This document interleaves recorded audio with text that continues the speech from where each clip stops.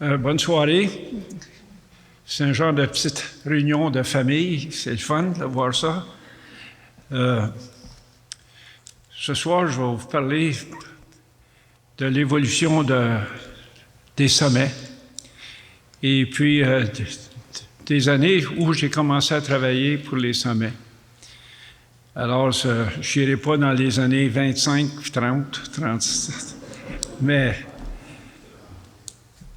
je vais débuter avec le début des années 70, où Jacques Hébert a réuni 4 hommes d'affaires pour se joindre au groupe de Uphill Limited, où il y avait 27 associés qui opéraient la compagnie Uphill Limited. Et puis, à cette date-là, Uphill opérait la montagne sur des terrains qui ne leur appartenaient pas. C'était des terrains qui étaient loués. Et puis, le président d'Uphill était Pearl Hall, un Norvégien, qui était aussi responsable de la construction du tunnel Pointe-La-Fontaine à Montréal. Lui a approché M. Serge Couture, puis il l'a invité à venir se joindre à Uphill pour devenir directeur des opérations. À cette date-là, moi, je croisais Jacques à l'occasion parce qu'il a sa famille sur les pistes de la montagne. Et puis Jacques avait des rencontres avec le groupe d'Uphill. Puis il disait, si on veut prendre de l'expansion, il faut réellement que les terrains nous appartiennent. Alors lui, il a commencé, Jacques, à négocier avec M. Neimark, qui était propriétaire du fonds de terre. Et puis, après ça, une fois qu'il a réglé l'achat de M. Neimark, il y avait une piste à côté qui s'appelait la Côte 69, qui opérait par M. Dandurand, qui avait 2 J-bars à cette période-là. Et puis, finalement, M. Dandurand a vendu ses intérêts à la compagnie Uphill. Et puis là, il restait une autre partie de la montagne qui était très importante à acheter, c'était la Côte 68, qui était opérée par M. Saint-Denis et puis Mme Trottier. Et puis Jacques a eu des négociations plus difficiles avec cet achat-là, puis c'était primordial qu'on puisse acheter cette partie de la montagne. Alors, il a fini ce dossier-là. Moi, je croisais Jacques à l'occasion. Et puis, une fois, il m'a rencontré à Montréal, puis il m'a dit, écoute, serais-tu intéressé à venir te joindre à nous, puis prendre la responsabilité de la commercialisation et puis de la mise en marché de la montagne. Alors, ça n'a pas été long que j'ai dit oui, puis il m'a fait un salaire, puis ça aurait été un salaire de 6 000 $ par année, je serais allé pareil. Alors, une fois que Serge s'occupait des opérations, moi je m'occupais de la commercialisation et puis de la mise en marché. Et puis, Jacques s'occupait beaucoup des investissements pour qu'on puisse faire évoluer la montagne. Et puis, on voyait le potentiel du futur. Et puis, on a débuté les installations d'enneigement artificiel. Et puis, à côté, mon habitant offrait du ski de soirée. Alors, durant les premières années de 73, on a commencé à éclairer la montagne avec la piste Rouge-Gorge, Redbird, et puis aussi la Côte 70. Durant cette période-là, il n'y avait pas grand monde qui skiait la semaine. C'est surtout les fins de semaine. Et puis, on a remarqué qu'avec le ski de soirée, ça donnait un autre élan que les gens, à la fin de leur journée de travail, ils venaient s'amuser pendant quelques heures. Aussi, il y avait des clubs de ski qui sont devenus importants pour l'évolution de la montagne. C'était le club de ski des policiers de la ville de Montréal. Ils venaient le mardi soir avec 4, 5, 6 autobus. Le mercredi, c'était le club de ski des pompiers de Montréal. Eux autres, ils venaient aussi avec un nombre d'autobus. Et puis, la compagnie General Motors avait un club de ski, et puis plusieurs personnes se sont jointes à ce club-là, puis ils venaient skier les jeudis soirs. Alors, le ski de soirée a pris une certaine importance la semaine. Les jours de la semaine étaient plus calmes. Et puis, à cette période-là, Pearl Hall avait négocié pour acheter 2 télésièges. Mueller, qui était le même genre qu'il y avait au pied de la côte 70, où on montait sur la plateforme pour se rendre en haut de la montagne. Et puis, le télésiège à 71 montait en forme de triangle au sommet de la 71, et puis la côte 68 se rendait presque à côté du débarcadère de la côte 70, avec la montagne était réunie par le sommet de la montagne. Et puis, après cette période-là, on a installé un télésiège triple au pied de la piste nordique. Et puis, le ski de soirée, puis le ski de fin de semaine devenait plus populaire, et puis les gens, à la fin de la journée, ils aimaient ça, prendre un verre, s'amuser, puis avoir un peu de joie de vivre, puis il y avait seulement la bâtisse qui était sous le télésiège. Alors, on a pris une décision qu'on devait bâtir un pavillon. Et puis, on est allé à la recherche d'un architecte, puis on a découvert Peter Rose, qui skiait à Saint-Sauveur, un gradué de Yale de l'université, qui est arrivé avec un concept de bâtisse qui était différent de ce qu'on pourrait trouver nulle part ailleurs dans l'industrie. Et puis, lorsqu'il nous expliquait la bâtisse, il nous disait, écoute, les 2 cheminées qui ressortent de la bâtisse, ça représente les anciennes seigneuries du Québec. La fenestration en demi-lune, que l'on voit à plusieurs endroits dans la bâtisse, représente la fenestration de l'église de Saint-Sauveur. Et puis, les poutrelles qui tenaient la cafétéria, c'était le même genre que les ponts pour les trains qui traversaient le Québec. Et puis lui, il avait fait une conception d'une terrasse un peu à demi-lune qui permettait les gens d'être assis à l'abri du vent durant l'hiver, et puis ça devenait un endroit de rassemblement, puis qui nous a réellement démarqué le positionnement dans l'industrie du ski. Et puis, cette bâtisse-là a gagné de nombreux prix architecturaux. C'est maintenant la 2e bâtisse la plus connue après l'église de Saint-Sauveur. Alors, lorsqu'on a construit le pavillon 70, ça a démarqué le positionnement de Saint-Sauveur dans le marché. C'était un genre de signature d'identité. Le pavillon était quelque chose de spécial. Les gens se rassemblaient là. Il y avait du plaisir sur la montagne. Et puis, ça a réellement marqué la popularité de la montagne. Une fois qu'on est après opéré Saint-Sauveur, il commence à avoir du monde. Il y a quelqu'un qui appelle Jacques, puis il dit, écoute, il y a une montagne dans le canton de l'Est qui est à vendre. Vous devriez aller voir ça. Et puis, il dit, je suis juste sur la bordure du Vermont, près des douanes. Mais là, on a dit, écoute, on a un positionnement dans le nord. On serait le fun d'avoir un positionnement dans le canton de l'Est. Les gens de la Rive-Sud allaient plus skier dans l'Est. Et puis, les gens de Laval, tout ça, venaient dans les Laurentides. Alors, on est parti en auto à la fin du mois de juin, une journée extraordinaire, ensoleillée. Puis là, on est à North Troy, c'est à 2,42, puis on voit la montagne, puis on voit le téléphérique, puis on voit les tours, puis on voit le soleil qui brille sur le câble. Puis on dit, ah, tabarouette, c'est toute une montagne. Alors, après quelques semaines de négociations, on est devenu propriétaire de J-Peak. Puis à ce temps-là, on disait, bien écoute, on a des télésièges débrayables, on a des belles bâtisses, puis on n'a rien l'été.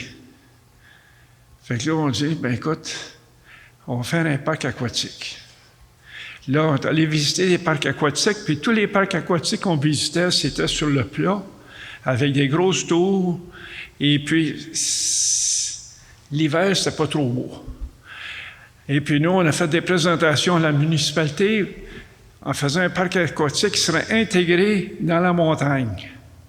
Puis c'est le seul parc aquatique qui est intégré présentement dans la montagne. C'est un des plus beaux parcs aquatiques dans l'industrie. Les années 80, milieu des années 80, ça n'allait pas trop bien dans les affaires. Les taux d'intérêt étaient quelque chose comme 17-18 %. Et puis, c'est devenu un peu un positionnement de marché dans la vallée de Saint-Sauveur. Il y avait Gabriel, Olympia, Moore-Knights, puis tout le monde essayait d'augmenter leur part de marché.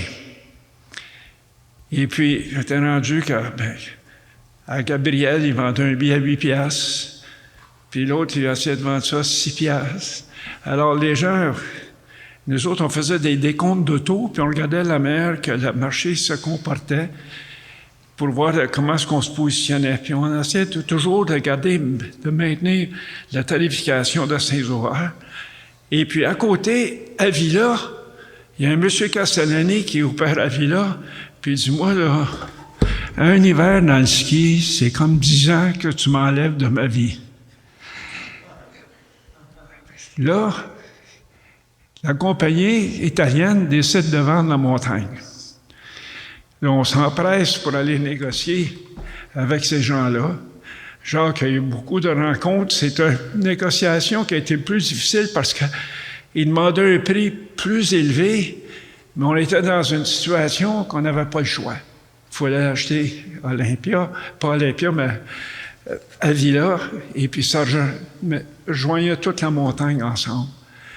Et puis, on a gardé Avila séparé, puis on a dit, bien, on va jouer la part de marché des autres stations. Fait que quand le gars descendait à 8 piastres, nous autres, on mettait ça à 7 piastres. Mais on gardait toujours Saint-Sauveur au même prix. Alors, les stations commencent à avoir plus de difficultés parce qu'on s'arrachait des parts de marché. Le dimanche, on skiait à Saint-Sauveur, puis d'un coup, il y a une banderole, c'est marqué Ski Moore-Knights qui passe avec une banderole, 2 pour eux la semaine. C'est toutes les choses de même. Alors, c'était le fun. C'était le fun parce que quand il y a un gars qui descendait à 8 piastres, nous autres, on allait mettre une pancarte sur le bord de l'autoroute à 6 piastres, puis on jouait la game des parts de marché. Mais ça a été une très bonne acquisition. On a acheté Moore-Knights, et puis on a décidé aussi à la même date d'installer Raymond à côté, les tubes. Ça ne fonctionne pas à peu près. Nous autres, on est allés au bout de la montagne, on décide de faire des glissades sur tube sur le côté complètement est de la montagne. Et puis ça nous a aidé parce que les écoles, lorsqu'ils venaient faire des sorties l'hiver, ils venaient skier à Saint-Sauveur, l'école a dit, moi, la moitié de mes élèves ne skient pas. Alors là, ça faisait plus un one-stop. Les gens ils venaient, l'école venait, une partie de l'école pratiquait le ski, puis l'autre partie pratiquait les tubes. Alors, tout le monde s'amusait, puis ça nous a permis d'ouvrir un nouveau marché. Et puis, on a fait une cabane à sucre avec ça. Et puis, c'est un beau succès. Et puis, Raymond, il est aussi plein qu'avant. Et puis, nous autres, on a attiré un autre part de marché. Alors, on a vu que même si on a installé des tubes, ça n'a pas enlevé aucune part de marché de chez M. Raymond. Ça a agrandi la tarte. Et puis ça, je pense que ça a été une très bonne décision.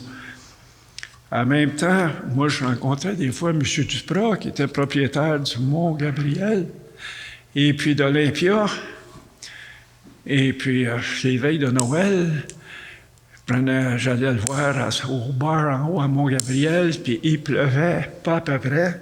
C'est toujours fun, là. Le temps de Noël, c'est toujours le fun parce qu'on a toujours une belle pluie. Il y a toujours une belle pluie qui tombe. Alors là-dessus, lui, il a pris avec les parts de marché, puis il voyait que son stationnement, les fins de semaine, était plein, mais il vendait le billet à 5 piastres. Fait qu'il arrivait un bout de temps, là, il dit, écoute, moi, le ski, là, j'en ai assez. Alors, Jacques a négocié l'achat de Gabriel et puis d'Olympia. Alors, ça nous a permis d'avoir un pied à terre dans toutes les parties de la vallée de Saint-Sauveur. Puis, en même temps, dans les années 90, c'est Intra-Ouest achète Tremblant. Puis là, ils ont dit, écoutez, boys, à Saint-Sauveur, là, le party est fini. Là, les gens, ils vont migrer vers Tremblant. Et puis, checkez vos claques. Ils vont faire quelque chose, puis ça va enlever des parts de marché. Après 1 an d'opération, on a vu que Tremblant, c'est la meilleure chose qui nous est arrivée à nous. Ça a attiré le marché américain, le marché de l'Ontario.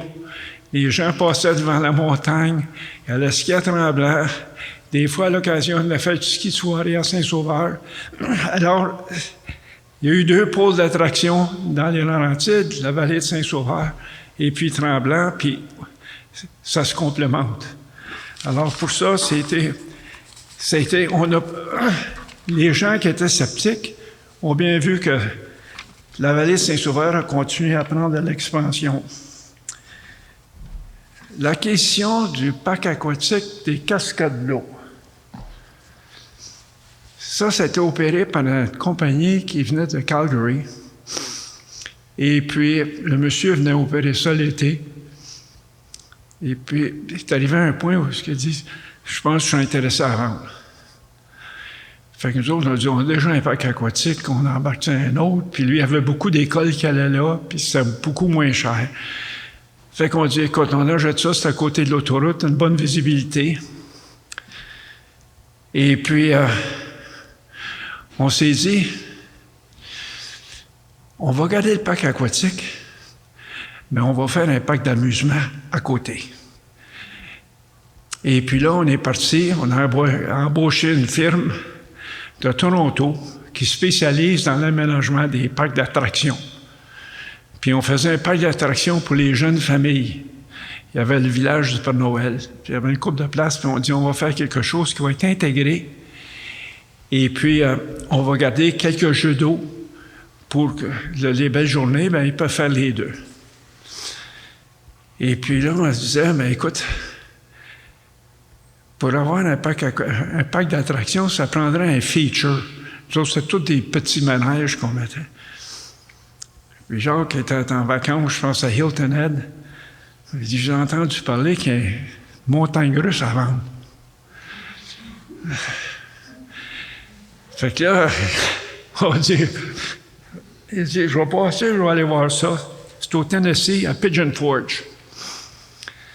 Un beau roller coaster en bois, il m'appelle, puis il dit, écoute, il vient de voir le roller coaster, le gars, il a ça dans le parking, il n'y a pas d'autre chose, il ne marche pas, il fait faillite avec ça. C'est avant, on a dit, il faut acheter ça, on n'a pas le choix. Il dit, il faut faire un roller coaster, une montagne russe, ça coûte 5-6 millions, on peut avoir ça pour des pinottes. Fait que nous autres, on embarque là-dedans, achète le roller coaster. Là, les camions commencent à rentrer à Piémont avec des gros voyages de beau bois, du beau Beaver, puis les tracts de métal. Puis là, les citoyens commencent à dire, écoute, il y a quelque chose qui se passe. Une montagne russe, ça va faire du bruit, ça va être laid. Et puis là, la municipalité était en faveur du parc d'attractions, mais les citoyens, quand ils venaient au meeting, là, comme qu'on est là à soir, là, ça se levait, puis ils disaient, écoute, il n'y a pas d'allure, puis ça, pour ne pas mettre ça, c'est pas zoné. Là. Fait que la municipalité y est pris, il faut qu'il écoute ses citoyens. Et puis, ils disent, ben moi, on ne peut pas vous donner le permis. Mais là, écoute, c'est zoné loisir.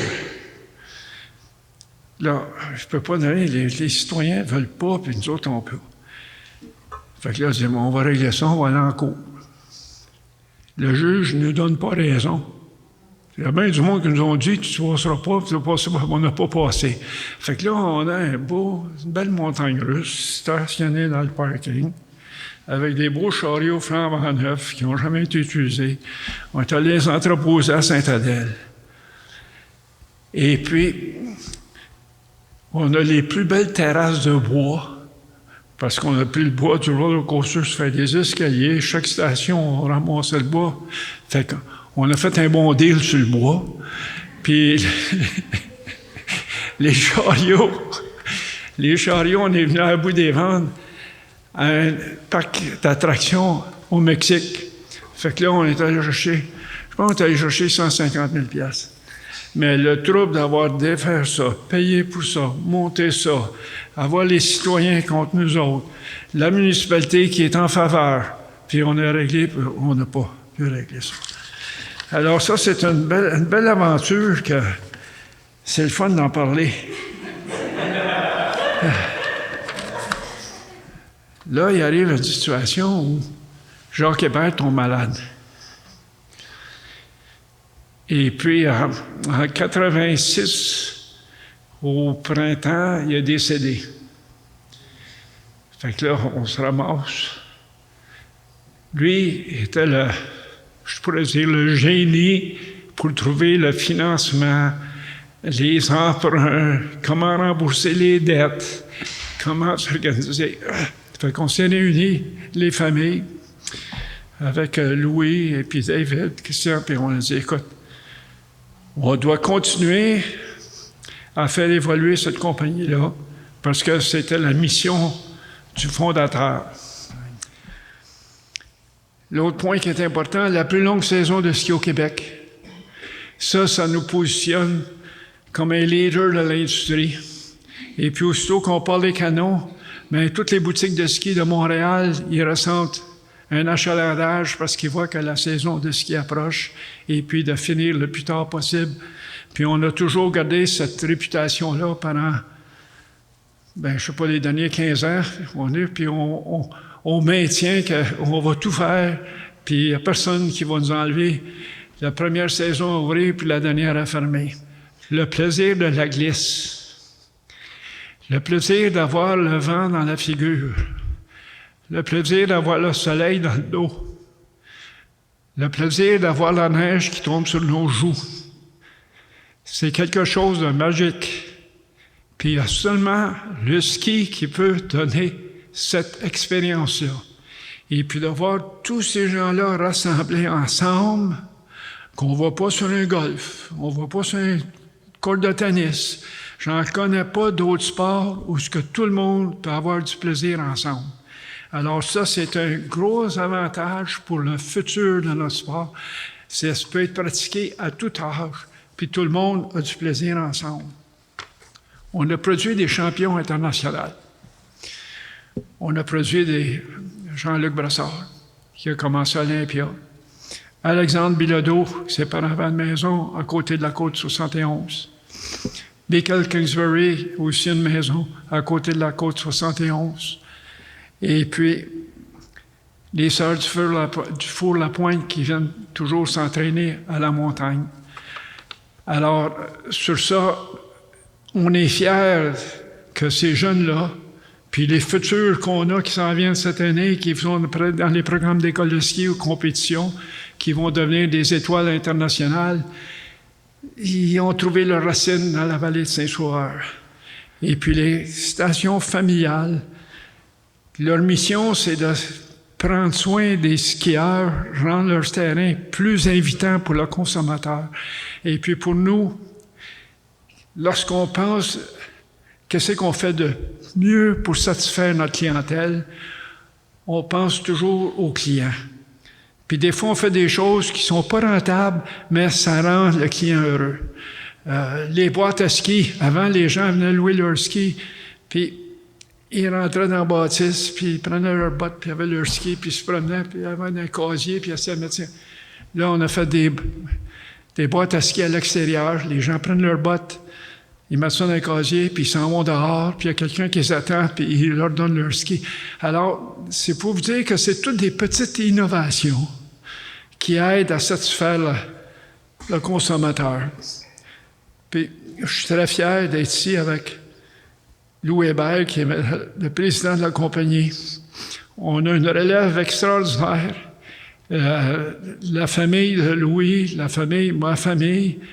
veulent continuer à faire évoluer cette industrie-là. C'est des gens qui ont la passion du ski, la passion de la montagne, et puis on a un futur très prometteur. Et puis le futur repose là-dedans. Là, on a des cartes pour monter sur le télésiège. Mais tout à l'heure, ça va être tout sur le téléphone. Présentement, les gens, ils peuvent recharger directement leur billet puis aller directement à la remontée avec leur carte. Alors, ça va évoluer d'une façon drastique dans les années à venir au point de vue de technologie et au point de vue d'opération de la montagne. Mais il y a une chose qui reste, il faut faire bien, bien attention, c'est de toujours penser qu'est-ce qu'on peut faire pour rendre le client plus heureux, pour qu'il revienne. Alors, sur ce point, j'aimerais vous remercier beaucoup de l'attention que vous avez apportée à mes commentaires. Puis, je vous souhaite une belle saison de ski. Merci beaucoup.